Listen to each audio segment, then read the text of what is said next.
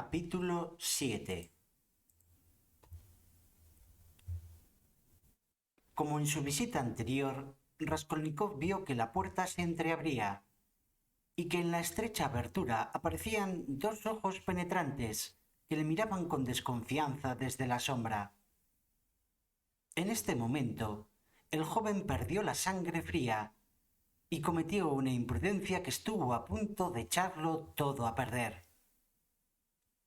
Temiendo que la vieja, atemorizada ante la idea de verse a solas con un hombre cuyo aspecto no tenía nada de tranquilizador, intentara cerrar la puerta, Raskolnikov lo impidió mediante un fuerte tirón. La usurera quedó paralizada, pero no soltó el pestillo, aunque poco faltó para que cayera de bruces. Después, viendo que la vieja permanecía obstinadamente en el umbral, para no dejarle el paso libre, él se fue derecho a ella. Alena Ivanovna, aterrada, dio un salto atrás e intentó decir algo. Pero no pudo pronunciar una sola palabra y se quedó mirando al joven con los ojos muy abiertos. «Buenas tardes, Alena Ivanovna», empezó a decir en el tono más indiferente que le fue posible adoptar. Pero sus esfuerzos fueron inútiles. Hablaba con la voz entrecortada y le temblaban las manos. Le traigo una cosa para empeñar. Pero entremos. Quiero que la vea a la luz. Y entró en el piso sin esperar a que la vieja lo invitara. Ella corrió tras él, dando suelta a su lengua. «Oiga, ¿quién es usted? ¿Qué desea?» «Ya me conoce usted, Alena Ivanovna. Soy Raskolnikov. Tenga, aquí tiene aquello de lo que le hablé el otro día». Le ofrecía el paquetito. Ella lo miró, como dispuesta a cogerlo, pero inmediatamente cambió de opinión. Levantó los ojos y los fijó en el intruso. Lo observó con mirada penetrante, con un gesto de desconfianza e indignación. Pasó un minuto. Raskolnikov incluso creyó descubrir un chispazo de burla en aquellos ojillos, como si la vieja lo hubiese adivinado todo. Notó que perdía la calma, que tenía miedo, tanto que habría huido si aquel mudo examen se hubiese prolongado medio minuto más. «¿Por qué me mira así, como si no me conociera?», exclamó Raskolnikov de pronto, indignado también. «Si le conviene este objeto, lo toma. Si no, me dirigiré a otra parte. No tengo por qué perder el tiempo». Dijo esto sin poder contenerse, a pesar suyo, pero su actitud resuelta parecía ahuyentar los recelos de Alena Ivanovna. «Es que lo has presentado de un modo...» Y mirando el paquetito preguntó: «Dime, ¿qué me traes?» «Es una pitillera de plata. Ya le hablé de ella la última vez que estuve aquí». Alena Ivanovna tendió la mano. «Pero, ¿qué te ocurre? Estás pálido y las manos te tiemblan. ¿Estás enfermo?» «Sí, tengo fiebre», repuso Raskolnikov con una voz anhelante, y añadió con un visible esfuerzo: «¿Cómo no ha de estar uno pálido cuando no come?» Las fuerzas volvían a abandonarle, pero su contestación pareció sincera. La usurera le quitó el paquetito de las manos. «¿Pero qué es esto?», volvió a preguntar, sopesándole y dirigiéndole nuevamente a Raskolnikov una larga y penetrante mirada. «Una pitillera ¿De plata? Mire, véala. Pues esto... No parece que esto sea plata. Sí que la has atado bien. Se acercó a la lámpara. Todas las ventanas estaban cerradas, a pesar del calor asfixiante. Empezó a luchar por deshacer los nudos, dando la espalda a Raskolnikov y olvidándose de él momentáneamente. Raskolnikov se desabrochó el gabán y sacó el hacha de nudo corredizo, pero la mantuvo debajo del abrigo, empuñándola con su mano derecha. En las dos manos sentía una tremenda debilidad y un embotamiento creciente. Temiendo estaba que el hacha se le cayese. De pronto, la cabeza empezó a darle vueltas. Pero, hijo, ¿cómo demonios has atado esto? Vaya un enredo, exclamó la vieja, volviendo un poco la cabeza hacia Raskolnikov. No había que perder ni un segundo. Sacó el hacha de debajo del abrigo, la levantó con las dos manos y sin violencia, con un movimiento casi maquinal, la dejó caer sobre la cabeza de la vieja.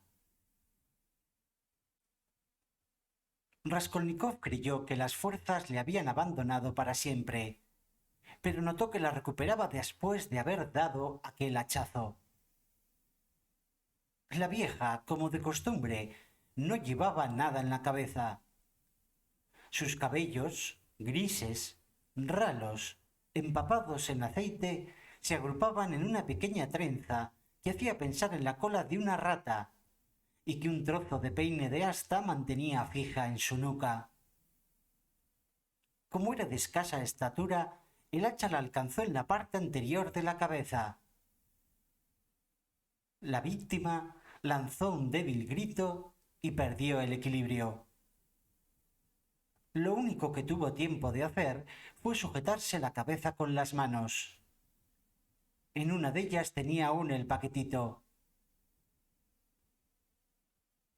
Raskolnikov le dio con todas sus fuerzas dos nuevos hachazos en el mismo sitio, y la sangre manó a borbotones, como de un recipiente que se hubiera volcado. El cuerpo de la víctima se desplomó definitivamente.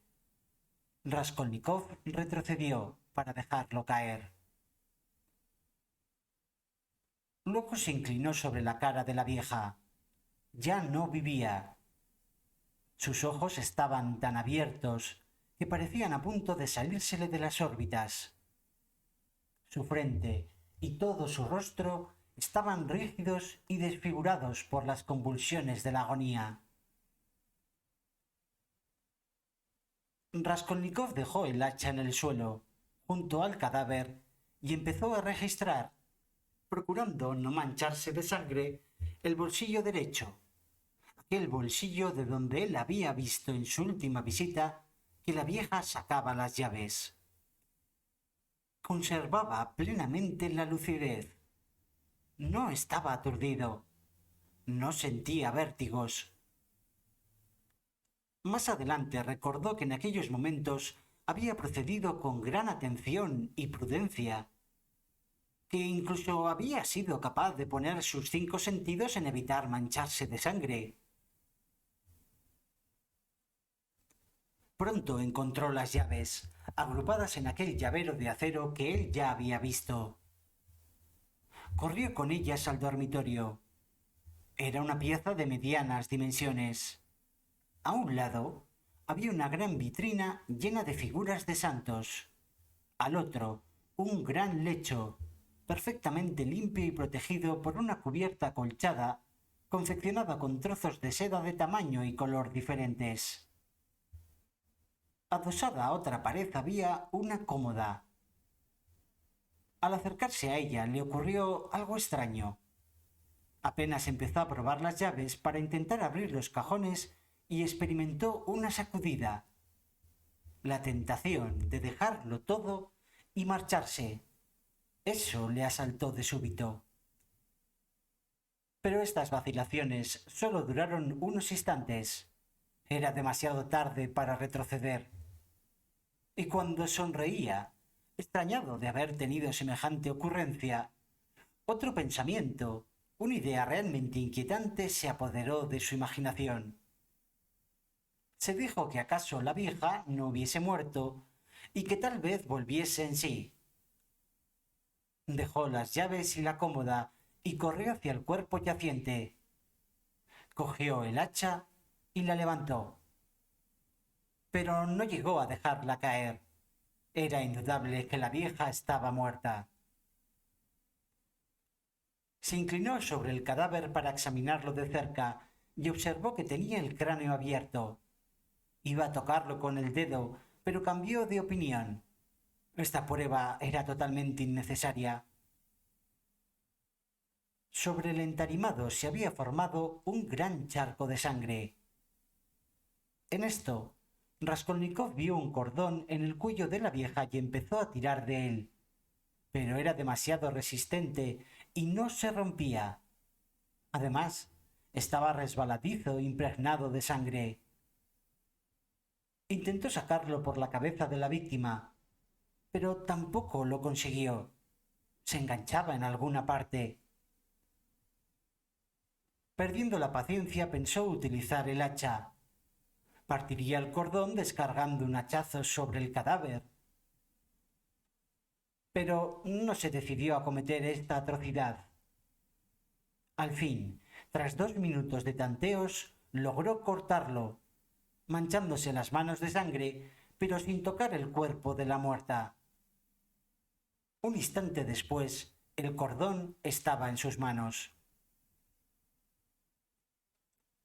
Como había supuesto, era una bolsita lo que pendía del cuello de la vieja. También colgaban del cordón una medallita esmaltada y 2 cruces, una de madera de ciprés y otra de cobre. La bolsita era de piel de camello, rezumaba a grasa y estaba repleta de dinero. Raskolnikov se la guardó en el bolsillo sin abrirla. Arrojó las cruces sobre el cuerpo de la vieja y esta vez cogiendo el hacha, volvió precipitadamente al dormitorio. Una impaciencia febril le impulsaba. Cogió las llaves y reanudó su tarea. Pero sus tentativas de abrir los cajones fueron infructuosas, no tanto a causa del temblor de sus manos como de los continuos errores que cometía. Veía, por ejemplo, que una llave no se adaptaba a una cerradura, y aun así se obstinaba en introducirla. De pronto se dijo que aquella gran llave dentada, que estaba con las otras pequeñas en el llavero, no debía de ser de la cómoda. Se acordaba de que ya lo había pensado en su visita anterior, y que debía de ser de algún cofrecillo, donde tal vez guardaba la vieja todos sus tesoros. Se separó, pues, de la cómoda y se echó en el suelo para mirar debajo de la cama, pues sabía que era allí donde las viejas solían guardar sus riquezas. Y en efecto, vio un arca bastante grande, de más de 1 metro de longitud, tapizada de tafilete rojo. La llave dentada se ajustaba perfectamente a la cerradura. Abierta el arca, apareció un paño blanco que cubría todo el contenido. Debajo del paño había una pelliza de piel de liebre con forro rojo. Y bajo la piel, un vestido de seda, y debajo de éste, un chal. Más abajo solo había, al parecer, trozos de tela. Se limpió la sangre de las manos en el forro rojo. Como la sangre es roja, se verá menos sobre el rojo. De pronto cambió de expresión y se dijo aterrado: ¡Qué insensatez, señor! Acabaré volviéndome loco. Pero cuando empezó a revolver los trozos de tela, de debajo de la piel salió un reloj de oro. Entonces no dejó nada por mirar. Entre los retazos del fondo aparecieron joyas, objetos empeñados, sin duda, que no habían sido retirados todavía. pulseras, cadenas, pendientes, alfileres de corbata.